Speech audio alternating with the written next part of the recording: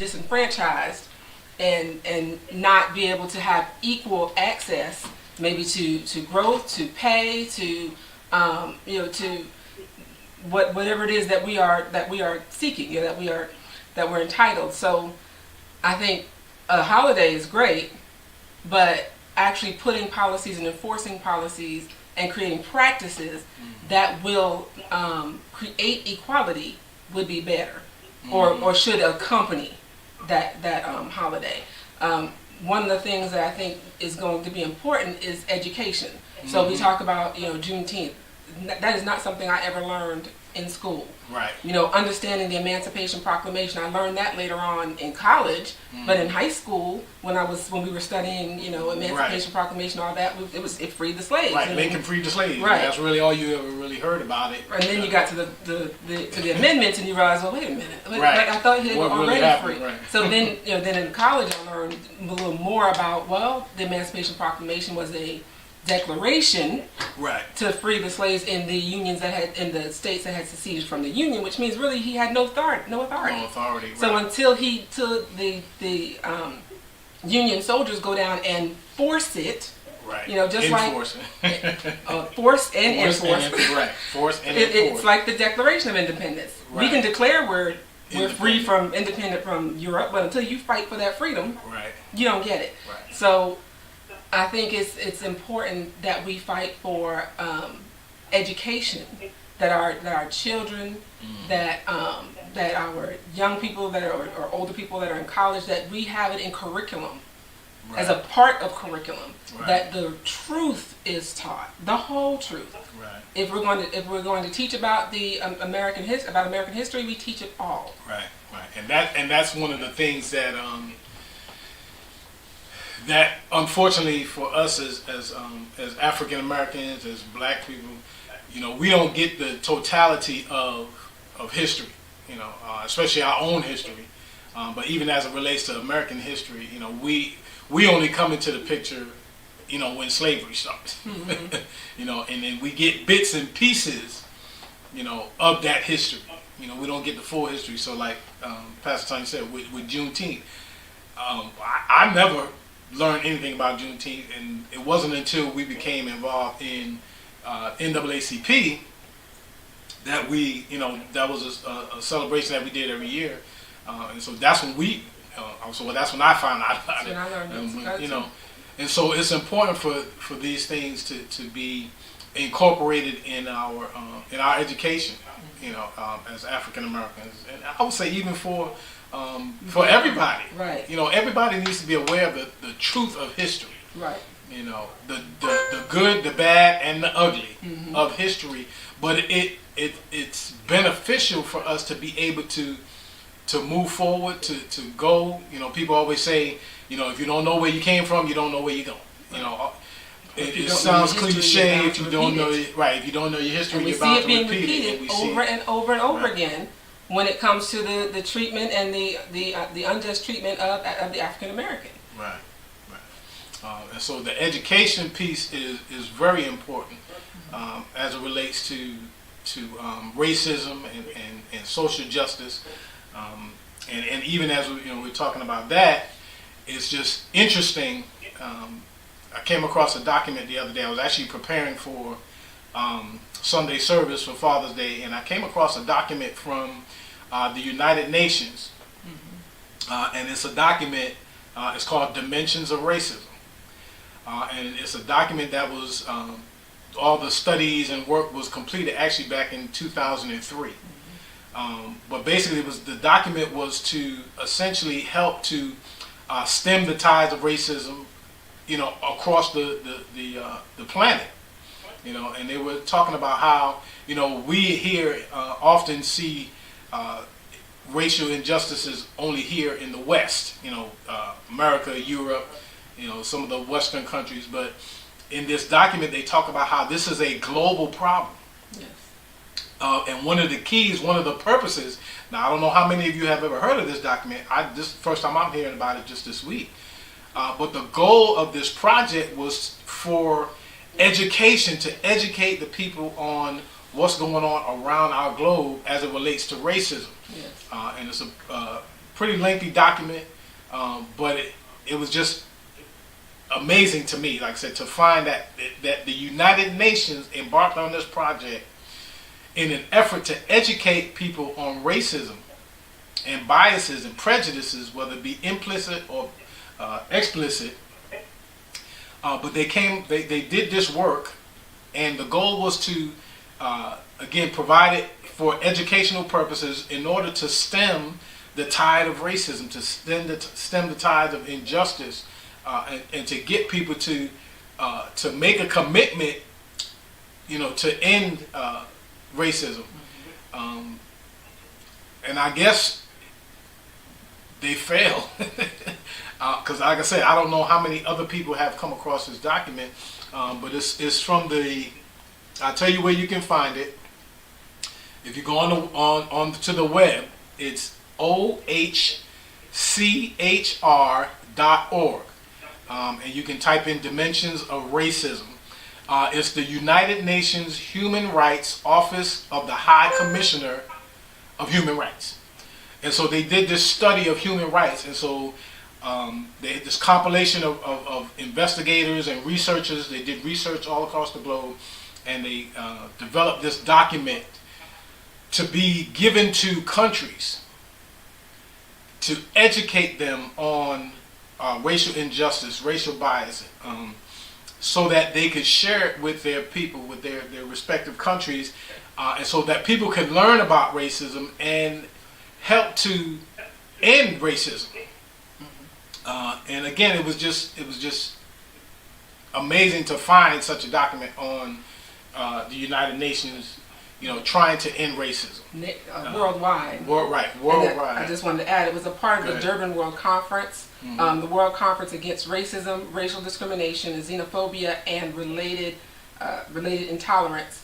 And it says it was an important event in history of international efforts to address racism. Right. And it was in 2001 in Durban, South Africa, is where it was held, and when it was held. So it was a conference that was held where they brought together educators, policy writers, all kinds of people from different countries, of different backgrounds, educational, intellectual backgrounds, as well as cultural backgrounds, to just have some conversation about the issues of racism. And they compiled this one document that came out of all of that discussion, and it goes through racism in education, racism in politics, racism in economics, racism in jobs. It goes through, it talks about just racism in all different areas. It talks about slavery and the effects. It talks about, it goes into a lot of different areas from multiple viewpoints, which is what I love. Is it brings in a lot of different viewpoints. But then it seeks to also think about what are some of the things we can do to, and it's talking about trying to eliminate racism, and I keep saying we can't. Because to eliminate racism is like eliminating hate, eliminate sin. That's what it is. When you are racist and you are okay with it, or you know it, or it's like trying to eliminate sin. But we can highlight, and what it does talk about is some of the policies that need to be in place and how they need to be enforced, and it lays out even specific things to look at, to look at, to identify that this is specifically drawn by racism. Like, it gives some characteristics and behaviors of what it would look like if you know this is being caused by racism, and then because of that, we know we need to create these policies, or this practice to change it. So it's a very interesting document. Yeah, very interesting. And like she said, you can't, and I've always said that you can't legislate sin. You can't. You can put laws in place, and you can, the jails are full. Somewhat innocent people, but the jails are full because there are laws on the books that say don't do this, don't do that, don't do this, don't. But we still have jailhouses full of people, and so you can't legislate sin, you can't legislate evil. That can only come from a changed heart. And we know that the only way that people can change their heart is for them to have a relationship with Jesus Christ. Amen. And so we're not gonna get churchy today. We did last week. But that, I mean, we know that, right? Truth is truth. But we know that in order for hatred to end, in order for racism to end, in order for people to treat others fairly and treat others justly, it's got to be a change of heart. Mm-hmm. You know. But again, I just found it very interesting that the United Nations got together and created this study, created this document, but I don't know how many people know about it. You know, and again, it was created for the educational purposes to be given to the different countries and states so that they could educate their people and put things in place to try to combat racism. So again, it's very interesting. I haven't finished reading it, so as we read through it and get more information, we'll probably share more with you. But again, it was just very interesting. And so again, if you want to find it, you can go to the www.ohchr.org. And that stands for the Office of Human Rights Commissioner on Human Rights, the United Nations. So found that interesting. So check the document out, you know, and see how you feel about it. Take a listen, read, all that good stuff. Because ultimately, we want to come up with ideas. We want to have some actual solutions, and we want to have some change. So, you know, I applaud the protesters that are still out there, that are continuing to march. We have to keep the attention high. We cannot let this drop.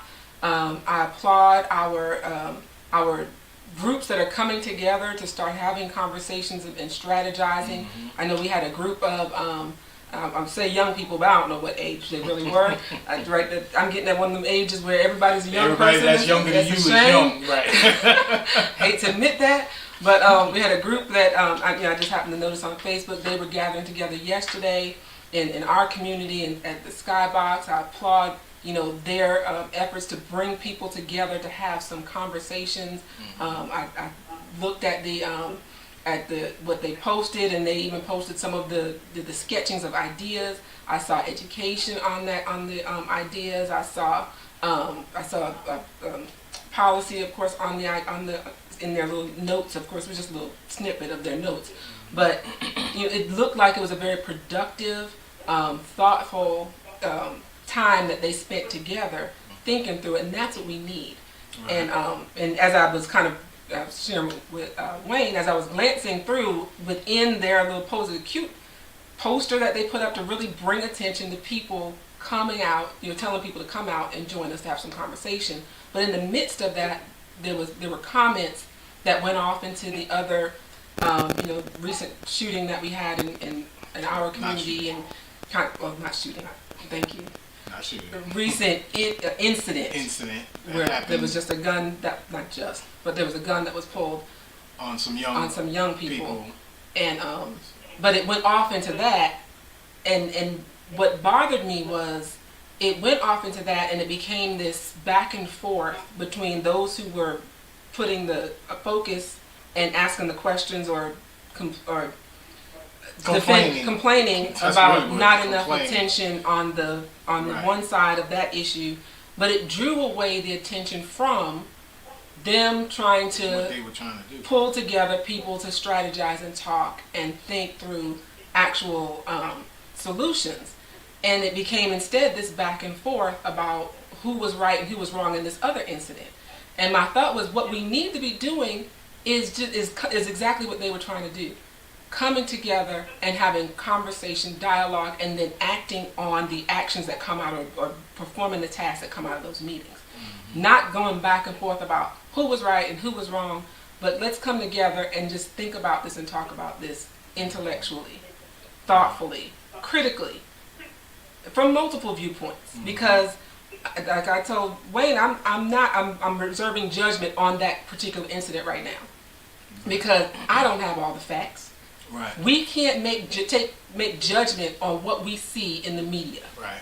They don't show us the whole story. Too many times, right? We see a clip, we see a blurb, we see 3 seconds of something, and we instantly make a judgment on an entire situation that we don't have all the information for. Right.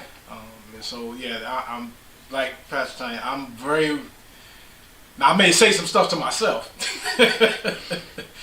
but I'm not going to put, words out to people and make judgments when I don't know all the information. I don't know the entire situation. And so we have to be careful, when we place judgment, or put opinions, because opinions are like, the answer. Everybody has one, right? So we have to make sure that when we are talking about situations, or we're making judgments on the situation, that we have all the information. Right. Right. And I think usually, your first reaction is, well, what are they doing with that little Right. BB gun in the first place? They shouldn't have been out there with, all that kind of stuff. But at the same time, that's just my, immediate reaction. Right. But it's not. It's before I have a chance to really process the whole, and that's fine. Right. Yeah. That's good. But I think before you actually put out a statement about it, Right. you need to get all the facts. Like my community mentor, Ms. Cinnamon, always says, do your due diligence, and know what the actual facts are before you put out an actual statement about an issue. So I think there were a lot of statements put out without all the facts, without all the information, without the facts. but it distracted from what these young people were actually trying to do, which was just bring people together to have some intelligent conversation. And the post and the comments just went on and on about just back and forth about about this other issue, which we don't even have all the facts about anyway. So I think we just need to just really be careful to have some systematic, consistent changes that permeate through all of the different I guess, systems in our country, the economic, the social, the political. We need changes in all of those. That's right. And we cannot allow ourselves to be distracted from the work of strategizing and planning and acting upon creating those changes. Right. Yeah, it's important to make sure that we have, and I believe, as these young people are gathering, that's part of the process. Is sitting down and talking about, not, and one of the things that, and if anybody knows me, I don't get into these, back and forth arguments on social media, and even when I really want to sometimes, because somebody posts something on social media based on something they heard, something they, information they got, whatever the case may be. And so, just to sit there and go back and forth on social media, that's a lot of, thumb aching stuff. It is.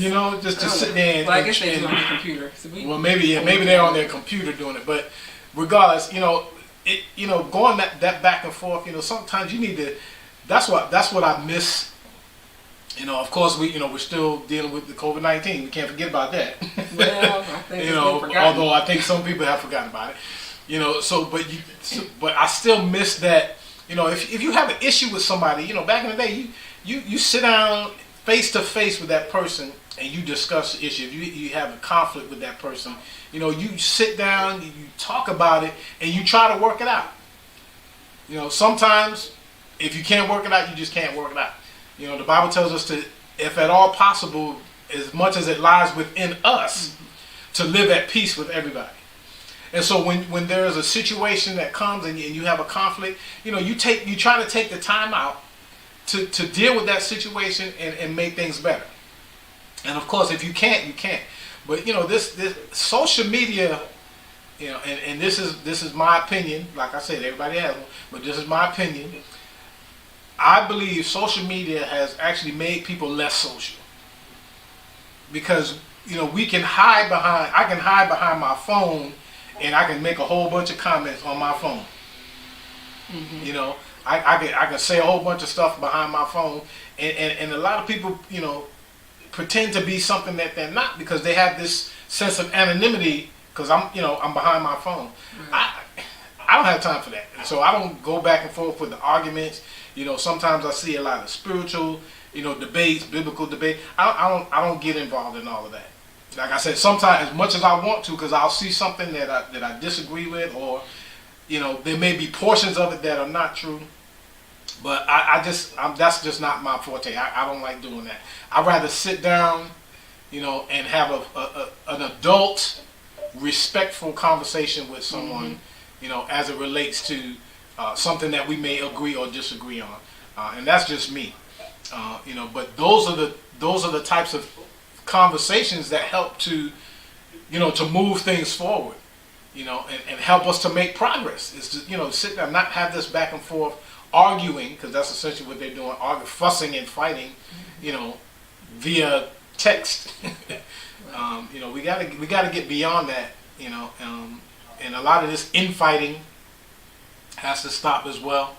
I don't know who the people were that she was talking about, you know, on this post, but you know, we gotta come together. And like I said you know, early on, it's about a change of heart, and you know, only Jesus can do that. So the idea is we need solutions. We're looking for solutions, and we're looking to connect and collaborate around solutions. So we have one we want to throw out, and throughout the week we're going to be soliciting ideas, and we want to share those ideas next week. So we'll be soliciting ideas for what are some of the things that we can do to build equality, at least within our country, or if we need to start with just our communities. Think about your own community. What are some of the things that you're finding that are unequal in your community? I'm sure it won't take long for you to find something.